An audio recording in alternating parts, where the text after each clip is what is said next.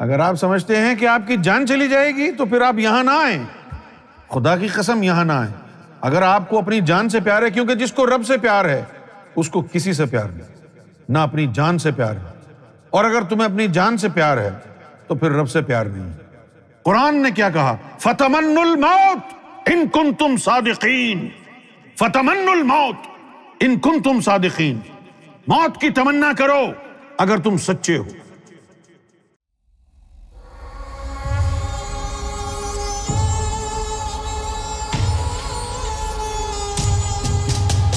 جب بھی حق کا پیغام دنیا میں آیا ہے تو اس کی مخالفت ہوئی ہے۔ مخالفت کیوں ہوتی ہے؟ مخالفت اس لیے ہوتی ہے کہ جو جھوٹے دکاندار اپنی دکانیں سجا کے بیٹھ جاتے ہیں، دین کو بیچنے والے، ان کی دکانیں بند ہو جاتی ہیں۔ ہمارے خلاف پیر بھی ہیں اور مولوی بھی ہیں۔ پیر کیوں ہیں؟ کیونکہ ہم نے قرآن و حدیث کی روشنی میں مرشد کامل کی تشریح کر دی تو یہ پیر سارے ننگے ہو گئے۔ ہم نے قرآن و حدیث کی روشنی میں عالم حق کی تشریح کر دی تو یہ فرقہ وارانہ جو مولوی ہیں، 1.5 اینٹ کی مسجد بنا کے مسلمانوں کو لڑوا رہے ہیں، ان کی دکانیں بند ہونے لگی۔ اس لیے یہ مخالفت کرتے ہیں۔ اب آپ لوگوں کو یہ چاہیے کہ یہ جو تعلیم آپ روزانہ یہاں سنتے ہیں، ایسا تو نہیں ہے کہ یہ تعلیم جو آپ یہاں روزانہ سنتے ہیں اس میں قرآن و حدیث کا ذکر نہ ہو، اس کے حوالے نہ ہوں۔ یہ میری بات تو نہیں ہے، جو قرآن کہتا ہے، جو حدیث کہتی ہے، اللہ کے رسول کا فرمان ہے، وہ آپ کے سامنے بیان کرتا ہوں۔ آپ کا کام یہ ہے کہ آپ اس راستے میں جب لگیں تو پوری تحقیق کریں کہ جس راستے پر آپ چل رہے ہیں وہ راستہ حق ہے یا نہیں، اور چند چیزیں یہ بھی نوٹ کریں کہ جو دین کی خدمت کرتا ہے وہ کیوں کرتا ہے۔ کوئی دین کی خدمت یا تو اس لیے کرتا ہے کہ اس کی آخرت سنور جائے، یا پھر دین کی خدمت کوئی اس لیے کرتا ہے کہ اللہ تعالیٰ کا اس کو حکم مل گیا ہے۔ اور اگر یہ دونوں مقصد نہ ہوں پھر بھی کوئی دین کی خدمت کر رہا ہے تو پھر وہ پیسے کے لیے کر رہا ہے، کیونکہ یہ جو بزنس ہے بہت ہی آسان بزنس ہے، دین کو بیچنے والا۔ پیر بن کے بیٹھ جائیں، داڑھی اچھی رکھ لیں، خوبصورت، روزانہ نہائیں، خوشبو لگائیں، عطر لگائیں، تسبیح ہاتھ میں پکڑ کے حدیثیں سنائیں لوگوں کو، بیعت کریں، میں فلاں ہوں، میں یہ ہوں، میں وہ ہوں۔ مارکیٹ میں جائیں تو آپ کو بہت آسانی ہو جائے گی۔ مارکیٹ جو ہے، بازار، جس طرح مرغیوں کا بازار ہوتا ہے، انڈوں کا بازار ہوتا ہے، گدھوں کا بازار ہوتا ہے، اسی طرح پیروں کا بھی بازار ہے، اسی طرح مولویوں کا بھی بازار ہے۔ پیروں کا بازار کیا ہوتا ہے؟ یہ پوری کی پوری پیروں کی جو ہے ایک یونین بنی ہوئی ہے ہر ملک میں، پاکستان میں، بنگلہ دیش میں، ہندوستان میں، اور وہ جو ہے خلافتیں بانٹتے ہیں پیسہ لے کے۔ اب خلافت لینے کی کیا ضرورت ہے؟ آپ ویسے ہی پیر ہونے کا دعویٰ کر دیں۔ خلافت لینے کی ضرورت یہ ہے کہ پھر ان پیروں میں سے کوئی آپ کے راستے میں رکاوٹ نہیں کھڑی کرے گا کہ بھئی یہ ہمارا خلافت یافتہ ہے، کیونکہ خلافت دینے کے بعد پھر معاہدے بھی ہوتے ہیں کہ بھئی جتنے تم مرید بناؤ گے اس میں سے اتنا % نذرانہ ہمارا ہوگا۔ تو بازار میں جب نکلیں تو آپ کو پتہ چلے گا کہ چشتیہ خاندان میں ولایت اتنے کی مل رہی ہے، خلافت اتنے کی مل رہی ہے، نقشبندیوں کے ہاں خلافت اتنے کی۔ اب ٹرینڈ دیکھتے ہیں کہ دنیا میں قادری سلسلہ زیادہ اس وقت مشہور ہے یا چشتیہ، جو سلسلہ زیادہ مشہور ہے اس کی خلافت اتنی مہنگی ہے۔ جس طرح پاکستان میں، ہندوستان میں آدمی سیاست میں آتا ہے، الیکشن میں کھڑا ہوتا ہے تو بڑا پیسہ لگاتا ہے اور ممبر آف پارلیمنٹ بن جاتا ہے، اور وہاں جا کے اس نے سب سے پہلے وہ پیسہ کلیئر کرے گا، اس کے بعد پیسہ بنائے گا۔ اسی طریقے سے یہ بازار ہے، مولویوں کا ایکا ہے۔ مولویوں نے ابھی اپنا جو ہے جماعتیں بنا رکھی ہیں، سارے مولوی ایک ہو گئے ہیں۔ کسی ایک مولوی نے کوئی بات کہہ دی تو جتنے بھی اس گروپ کے لوگ ہیں پورے ملک میں سب وہی بات بولیں گے، اور 1 گھنٹے میں پورے ملک میں آپ کے خلاف احتجاج شروع ہو جائے گا۔ حق کے لیے اٹھنا آسان کام نہیں ہے، حق کا علم بلند کرنا آسان کام نہیں ہے۔ کتنا مشکل ہے، اتنا مشکل ہے کہ دین کے جتنے بھی ٹھیکیدار ہیں، یوں سمجھو کہ آپ نے ان کے حلق سے ہڈی نکال لی۔ یہ کتے ہیں، یہ جانور ہیں، یہ سور ہیں، یہ سمجھتے ہیں کہ ہم ان سے ڈرتے ہیں؟ نہیں، ہم ڈرتے نہیں بخدا۔ نیپال میں ہزاروں لوگ تھے ہمارے ساتھ، ہم چاہتے تو ان کو کچل دیتے، لیکن ہم کو پسند نہیں ہے دھینگا مستی کرنا، بدماشی کرنا۔ مزاج ویسا ہی ہے، لیکن اب صوفی بن گئے نا، اب کیا کریں، مزاج ویسا ہی ہے، اور مزاج ہونا بھی یہی چاہیے۔ آپ کی ماں اور بہن کی کوئی بے عزتی کرے گا، کیا کریں گے آپ؟ آرام سے چپ کر کے شریعت پر عمل پیرا رہیں گے۔ کوئی آپ کی ماں بہن کو چھیڑے گا، ان کی بے حرمتی کرے گا، تو آپ اس کو دعائیں دیں گے؟ تو پھر اللہ رسول آپ کی ماں بہن کے برابر بھی نہیں ہے کہ آپ کے مرشد کو کوئی گالیاں دے، آپ کے مرشد کو کوئی برا بھلا کہے، اللہ کی نشانیوں کی بے حرمتی کرے اور آپ خاموش بیٹھے رہیں۔ تو پھر حالات اور واقعات ایسے ہوتے ہیں کہ آدمی سینے کے اوپر پتھر رکھ کے خاموشی اختیار کرتا ہے، اس لیے کہ ابھی اتمام حجت باقی ہے، ابھی کام باقی ہے، ابھی اس مشن کو لاکھوں کروڑوں لوگوں کے دلوں تک پہنچانا ہے۔ اگر ہم ان مولویوں سے الجھ کر لڑائی جھگڑے میں پڑ گئے تو یہ اللہ کا جو مشن ہے، پیغام ہے، یہ متاثر ہوگا۔ اس لیے اس حکمت کو مد نظر رکھتے ہوئے خاموش ہونا پڑتا ہے۔ میں یہ نہیں کہوں گا کہ بھئی اس روحانی سلسلے کو چھوڑ کے کہیں جانا مت، بلکہ میں یہ کہوں گا کہ آپ اگر اس روحانی سلسلے سے جڑے رہنا چاہتے ہیں تو پھر آپ تحقیق کریں کہ ہم حق پر ہیں یا نہیں۔ قرآن آپ کے پاس موجود ہے، حدیثیں آپ کے پاس موجود ہیں، آپ دیکھیں ہم نے جو یہ روحانی سلسلہ اکٹھا کیا ہے، ہم کو اس سے کیا فائدہ ہے؟ کیا ہم آپ سے نذرانے مانگ رہے ہیں، چندہ جمع کر رہے ہیں، آپ کی جیب پر نظر ہے؟ ہم کو آپ سے کیا فائدہ ہے؟ کوئی فائدہ نہیں۔ پھر کیوں کر رہے ہیں؟ پھر دو وجہ ہو سکتی ہیں، یا تو ہم اس لیے کر رہے ہیں کہ ہماری آخرت اچھی ہو جائے، یا پھر ہم اس لیے کر رہے ہیں کہ ہمیں رب کا حکم ہے۔ اگر ہم اپنی آخرت کے لیے کر رہے ہیں تو اس میں وہ ہماری کاوش ہے، ہماری کوشش ہے، لیکن ہماری کوشش سے لوگوں کے دل اللہ اللہ تو نہیں کر سکتے نا۔ وہ کوشش ہم کر رہے ہیں تو کوئی بھی کر سکتا ہے نا، چلو وہ کوئی اور کوشش کر لے، کیا اس کی کوششوں سے کسی کا دل اللہ کے ذکر سے زندہ ہو جائے گا؟ نہیں۔ تو پھر معلوم یہ ہوا کہ یہ ہم اپنی آخرت کے لیے بھی نہیں کر رہے۔ پھر ہم کیوں کر رہے ہیں؟ پھر ہم اس لیے کر رہے ہیں کہ ہمیں رب کا اذن اور حکم ہے۔ وہ اذن ہی ہے نا اس کا، کہ جو ذکر لیتا ہے اس کا دل اللہ کے ذکر سے بیدار ہو جاتا ہے، ورنہ یہ ذکر قلب کہاں ملتا تھا؟ 12 سال جنگلوں میں لوگ خوار ہوتے تھے۔ اور مسلمانوں کی سب سے بڑی خامی کیا ہے؟ وہ کانوں کے کچے ہیں۔ کسی نے مولوی نے جمعے کے خطبے میں کہا، ارے انہوں نے تو نبوت کا دعویٰ کیا تھا، ارے وہ تو قادیانی ہیں، ارے وہ تو نماز سے روکتے ہیں، ارے وہ تو رسول اللہ کے گستاخ ہیں، اور آپ چپ کر کے یقین کر لیتے ہیں۔ اب ذرا غور کریں، آپ نے مولانا صاحب کی یہ بکواس سنی اور آپ نے اس پر یقین کر لیا، اور یوم محشر میں آپ کو پتہ چلا کہ جس کی شان میں توہین اور گستاخی آپ کر رہے تھے زندگی بھر، وہ تو من جانب اللہ امام مہدی ہیں، تو پھر آپ کا کیا بنے گا؟ کیا ہوگا؟ آج لوگ کہتے ہیں اچھا امام مہدی اردو بولیں گے، امام مہدی کا تعلق پاکستان سے ہوگا، یہ کیسے ہو سکتا ہے؟ وہ جو مکہ میں لوگ رہتے تھے وہ لوگ بھی تو یہی بولتے تھے کہ عبداللہ کا بیٹا وہ نبی ہے جو ہمارے ساتھ پلا بڑا ہے۔ اس سے کچھ نہیں فرق پڑتا۔ امام مہدی نے دنیا میں آنا تھا نا، تو کسی نہ کسی کنٹری میں تو آتے، پاکستان میں نہ آتے تو انڈیا میں آ جاتے، انڈیا میں نہ آتے تو بنگلہ دیش سے آ جاتے، بنگلہ دیش سے بھی نہ آتے تو سری لنکا سے آ جاتے۔ وہ تو شکر کرو پاکستان سے امام مہدی کا تعلق۔ اگر امام مہدی امریکہ یا انگلینڈ یا فرانس میں آ جاتے تو پھر کیا ہوتا؟ ان چیزوں میں کچھ نہیں رکھا۔ لوگ کہتے ہیں نہیں مکے یا مدینے میں پیدائش ہوگی، سوائے محمد رسول اللہ کے کسی نبی کی پیدائش مکے اور مدینے میں نہیں ہوئی۔ 1,24,000 پیغمبروں کو جھٹلا دو پھر۔ مجھے کل بڑا دکھ ہوا جب مجھے کہا کسی نے کہ جی ہمارے انڈیا کے لوگ جو ہے بڑے خوف زدہ ہیں۔ میرا دل بڑا کھٹا ہوا، بڑا دل میلا ہوا۔ خوف زدہ ہیں؟ سرکار گوھر شاہی سے تعلق ہے تمہارا اور تم خوف زدہ ہو؟ نہیں، قرآن سامنے رکھا ہے، الا ان اولیاء اللہ لا خوف علیہم ولا ھم یحزنون۔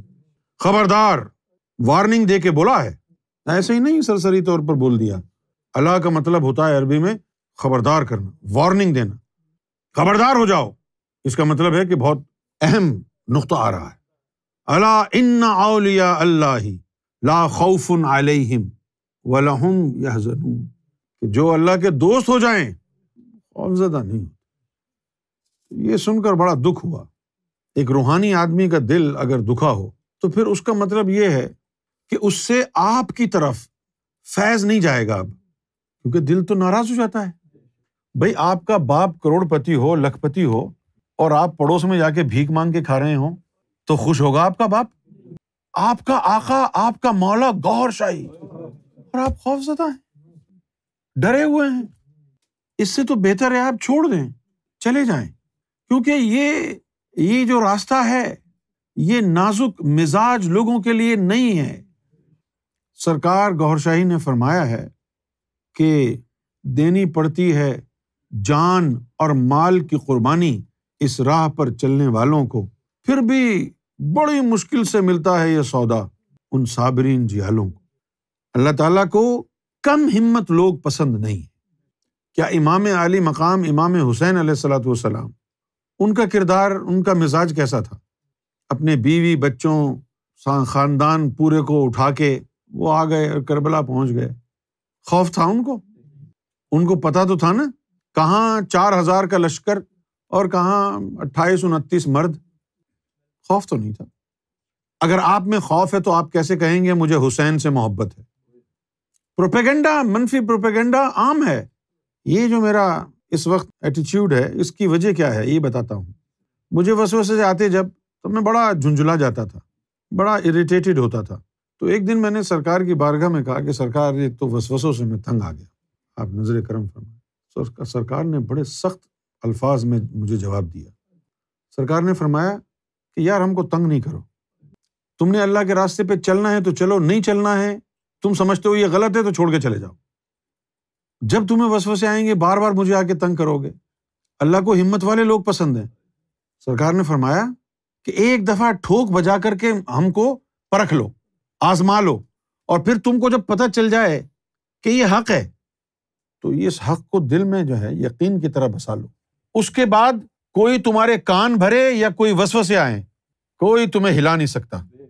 جب تمہیں پتہ ہوگا نا کہ میں حق پر ہوں، قرآن و حدیث، اللہ رسول سب یہی کہہ رہے ہیں کہ یہ حق ہے، تو اب اس کے بعد کوئی مخالفت ہو، منفی پروپیگنڈا ہو یا وسوسہ ہو، کوئی فرق نہیں پڑتا۔ آپ کو پتا ہے میں حق پر ہوں، تو آپ نے یہی کام کرنا ہے، ٹھوک بجا کے دیکھنا ہے یہ حق ہے یا نہیں ہے۔ اگر یہ حق ہے تو اب آپ کی مرضی ہے کہ آپ حق کے ساتھ رہو یا حق کو چھوڑ دو۔ اور یہ بات سمجھنے میں، اس کی جانچ پڑتال کرنے میں کہ یہ حق ہے یا نہیں ہے، اگر میری مدد کی ضرورت ہے تو میں حاضر ہوں۔ آپ مجھ سے سوال کریں، پوچھیں کیا سرکار گوہر شاہی نے کبھی کہا کہ میں نبی ہوں؟ تو میں کیا جواب دوں گا؟ سرکار کی تقریر یا تحریر سے ثابت کرو کہ ایسا کہا ہے۔ یہ ہے مولویوں کی چال، جھوٹ کے پلندے۔ دنیا میں جھوٹ بہت ہے، ماں سے لے کر، باپ سے لے کر، رشتہ داروں سے لے کر مولوی تک، سیاست دان، آرمی، سب جھوٹ کے اوپر اپنا کاروبار چلا رہے ہیں، فراڈ کے اوپر، جھوٹ کے اوپر۔ یہ جو میڈیا ہے، ٹیلی ویژن پر نیوز آتی ہے، رائٹرز کی نیوز، ادھر کی نیوز، ادھر کی نیوز، یہ ساری سینسرڈ ہے، کوئی سچ نہیں بولتا۔ جب ان کا جی چاہتا ہے میڈیا کے ذریعے دنیا کے اندر طوفان بپا کر دیتے ہیں، جب ان کا جی چاہتا ہے اس طوفان کو تھام دیتے ہیں۔ آج بھی کرونا وائرس کے کیسز ہو رہے ہیں، کہیں آ رہا ہے نیوز میں، کہیں آ رہا ہے کوئی پریشانی ہو رہی ہے، کوئی ماسک نہیں پہن رہا، کوئی سوشل ڈسٹینسنگ نہیں ہے، دنیا چل رہی ہے۔ یہ پہلے بھی تھا، لیکن پہلے جگہ جگہ جگہ جگہ یہ بھی بند کر دو، یہ بند کر دو، ماسک لگاؤ، اتنی دور کھڑے ہو جاؤ، اتنے لوگ مر گئے، ایسا مر گئے، اتنے لوگ جو ہے ہاسپٹل میں آ گئے، وینٹیلیٹرز کی کمی ہو گئی ہے، ایسا ہو گیا ہے، وہ ہو گیا ہے۔ یہ سب ہوا، پروپیگنڈا، یہ پروپیگنڈا مشینز ہیں۔ یہ نہیں ہے کہ بیچارے مولوی ہی جھوٹے ہیں، یہ پوری دنیا جھوٹی ہے۔ اور ہماری مخالفت میں کتنے لوگ کھڑے ہیں؟ پوری دنیا میں کوئی فرقہ ایسا نہیں ہے جو ہمارے مخالف نہ ہو۔ کیوں نہیں ہے؟ کیونکہ ہم یہ لوگوں کو بتا رہے ہیں کہ سارے فرقے غلط ہیں۔ بریلوی الصلاۃ والسلام علیک یا رسول اللہ پڑھتے ہیں نا، ہم بھی پڑھ رہے ہیں۔ دیوبندی کہتے ہیں توحید سب سے بڑی چیز ہے، ہم بھی کہہ رہے ہیں توحید سب سے بڑی چیز ہے۔ شیعہ کہہ رہے ہیں مولا علی کی شان نرالی ہے، ان جیسا کوئی نہیں ہے، ہم بھی یہی کہہ رہے ہیں۔ تو وہ ساری باتیں جو ایک ایک جھنڈا اٹھا کے لوگ کر رہے ہیں وہ تو ہم بھی کہہ رہے ہیں۔ تو پھر مسئلہ کیا ہے؟ مسئلہ یہی ہے کہ ہم یا رسول اللہ بھی کہہ رہے ہیں، یا حسین بھی کہہ رہے ہیں، اور توحید کی بات بھی کر رہے ہیں، ساری سچائی ہم نے اکٹھی کر لی ہے۔ لوگوں نے تھوڑی تھوڑی ہر چیز پکڑی ہوئی ہے۔ شریعت ہمارے پاس، طریقت ہمارے پاس، حقیقت ہمارے پاس، معرفت ہمارے پاس۔ پوچھو معرفت ہمارے پاس کیسے ہے؟ پوچھئے۔ ہم تیرے کو کہتے ہیں جا تجھے ذکر دینے کی اجازت ہے، خدا کی قسم جب یہاں سے کہا کہ تجھے ذکر دینے کی اجازت ہے تو اللہ کے رسول کے دربار میں بھی منظوری مل گئی، اللہ کی بارگاہ میں بھی منظوری مل گئی۔ اب تیرے لوگوں کا ذکر چلے گا۔ لوگوں کو اللہ سے ملانے کا جو ہنر ہے وہ معرفت کا علم ہے۔ طریقت ہمارے پاس اور شریعت ہمارے پاس کیسی؟ ایسی شریعت جو لوگوں میں نظر بھی نہ آئے اور تم باشرا بھی ہو۔ ایک شریعت ہے دھوکہ والی اور ایک ہے اصل شریعت۔ اصل شریعت کون سی ہے؟ جس سے تمہارا نفس پاک ہو جائے، جو برائی کا امر کرتا ہے، جو تم کو برے کاموں میں لگاتا ہے، اس چیز کو دھونا۔ داڑھی نہیں رکھوائی، امامہ نہیں بنوایا، نہ تیرا لباس چینج کرایا، لیکن جو تیرے اندر شیطان بیٹھا ہوا تھا اس شیطان کو مسلمان بنا دیا۔ اگر تو اپنے نفس کو پاک نہیں کر سکتا تو پھر تیری داڑھی بھی بیکار، امامہ بھی بیکار، درس نظامی بھی بیکار ہے۔ کیوں بیکار ہے؟ کیونکہ قرآن نے کہا قد افلح من تزکا، کہ تاکید کامیاب وہ ہوگا جس نے نفس کا تزکیہ کیا۔ تو نے پگڑ تو باندھ لیا، داڑھی بھی رکھ لی، نفس کو پاک تو کیا نہیں، کامیابی کہاں ہوگی تجھے؟ اس لیے ہماری باتوں کا جواب نہیں ہے، اس علم کا جواب نہیں ہے، اس لیے وہ جھوٹ کا سہارا لیتے ہیں کہ جی یہ تو نبوت کا دعویٰ کیا ہے، اور یہ نہیں پتا کہ کسی کے اوپر جھوٹا الزام لگاؤ گے تو وہ تمہارے اوپر لوٹ کے آئے گا۔ ہماری گفتگو اٹھا کے دیکھو، لائیو جاتے ہیں، گفتگو ریکارڈ ہے ویڈیوز میں، روز کہتے ہیں نبی پاک صلی اللہ علیہ وسلم آخری نبی ہیں، محمد رسول اللہ خاتم النبیین ہیں، لا نبی بعدی، حضور کا فرمان ہے میرے بعد کوئی نبی نہیں ہے۔ ختم نبوت کے اوپر ایمان رکھتے ہیں، جو ختم نبوت کا قائل نہیں ہے اس کو کافر سمجھتے ہیں۔ اور کیا کریں؟ یعنی اینٹیں اٹھا اٹھا کے سر پہ ماریں، اور کس طرح بتائیں لوگوں کو کہ بھئی ختم نبوت پر ایمان ہے؟ پھر کہتے ہیں لوگ قادیانی ہیں۔ خدا کا خوف کرو یار، تم نے مرنا نہیں ہے، جھوٹے الزام لگاتے ہو لوگوں پر، یہ تو گستاخ ہیں۔ کس کے گستاخ ہیں؟ تمہارے گستاخ۔ گستاخیاں ہم آپ کی شان میں کر رہے ہیں اور آپ نام لے رہے ہو کہ یہ رسول اللہ کے گستاخ ہیں۔ گستاخی تو ہم کر رہے ہیں لیکن آپ کی شان میں کر رہے ہیں، کیونکہ آپ ہیں ہی اس قابل۔ آپ عالم دین نہیں ہیں، آپ اللہ کے رسول کے دین کے دشمن ہیں۔ آپ نے امت کے 72-73 فرقے بنا دیے، توڑ دیا۔ اسی لیے میں آپ لوگوں سے یہ بار بار کہنا چاہتا ہوں کہ آپ جس راستے پر چل رہے ہیں ایک موقع اور لے لیں، آپ پر کوئی سزا نہیں ہے، ایک موقع لے لیں اور تحقیق کریں کہ یہ تعلیم صحیح ہے یا نہیں ہے، سرکار گوھر شاہی من جانب اللہ ہیں یا نہیں ہے۔ آپ تحقیق کر لیں، اور جب آپ کو تحقیق کے بعد یہ پتہ چل جائے کہ ہاں یہ حق ہے، تو پھر مجھے آ کے نہیں بتانا کہ مخالفت ہو رہی ہے وہاں پر، تمہارا کام ہے وہ، کیونکہ حق میرے باپ کی جاگیر نہیں ہے۔ اگر یہ حق ہے اور تم اس کے ساتھ منسلک ہو تو مجھے کیوں بتا رہے ہو کہ جھارکھنڈ میں مخالفت ہو رہی ہے؟ جاؤ مقابلہ کرو، مجھ سے کیوں کہہ رہے ہو؟ کیا حق کو میں نے خریدا ہوا ہے؟ فرینچائز ہے حق، مجھے مت بتاؤ، مقابلہ کرو نا۔ اگر تم جانتے ہو کہ یہ حق ہے تو مجھے کیوں بتاتے ہو؟ یا تو چھوڑ دو حق کو یا مقابلہ کرو۔ مقابلہ کرو گے تو مجھ پر احسان تو نہیں کرو گے، اپنا ایمان بچاؤ گے۔ کھڑے ہو جاؤ، ہاں جی میں گوھر شاہی کو مانتا ہوں، مجھے کیوں بتا رہے ہو آگے جی وہ ڈرا رہے دھمکا رہے ہیں؟ ارے میرا تو اس میں کوئی لینا دینا نہیں ہے نا، کیا یہ میرے نام کا ذکر قلبی ہے؟ نہیں، آپ کا دل کہتا ہے اللہ اللہ، تو یہ حق تو اللہ کا ہے، خوف زدہ کیوں ہے؟ آپ کو خود کھڑے ہونا ہے۔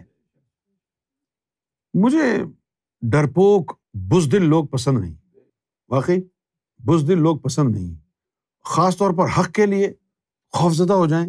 کس چیز کا خوف ہے؟ جان جانے کا؟ ارے یار پاگل ہو کیا؟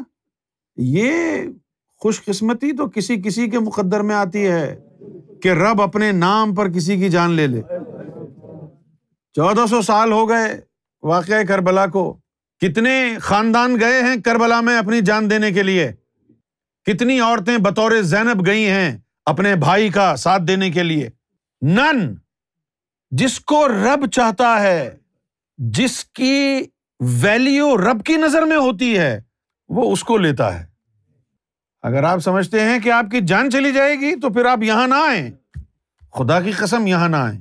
اگر آپ کو اپنی جان سے پیار ہے، کیونکہ جس کو رب سے پیار ہے اس کو کسی سے پیار نہیں، نہ اپنی جان سے پیار ہے. اور اگر تمہیں اپنی جان سے پیار ہے تو پھر رب سے پیار نہیں ہے. قرآن نے کیا کہا؟ فَتَمَنُّوا الْمَوْتَ إِن كُنتُمْ صَادِقِينَ. فَتَمَنُّوا الْمَوْتَ إِن كُنتُمْ صَادِقِينَ. موت کی تمنا کرو اگر تم سچے ہو. یہ لکھا ہے سورہ بقرہ میں. فَتَمَنُّوا الْمَوْتَ، موت کی تمنا کرو إِن كُنتُمْ صَادِقِينَ.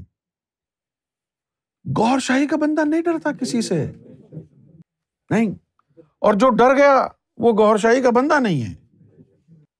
گوھر شاہی کا بندہ وہ ہوتا ہے جس کو کہا جائے کہ اگر تو گوھر شاہی کا ہے سینہ کھول، وہ کہتے ہیں یہ لو مارو گولی، یہ رہا سینہ حاضر ہے. رب ایسے لوگوں سے محبت کرتا ہے.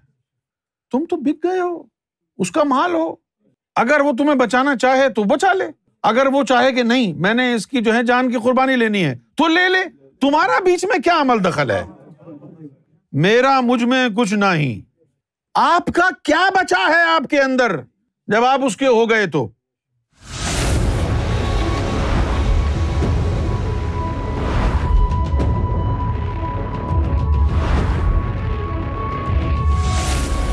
Amra TV, the place to connect with God.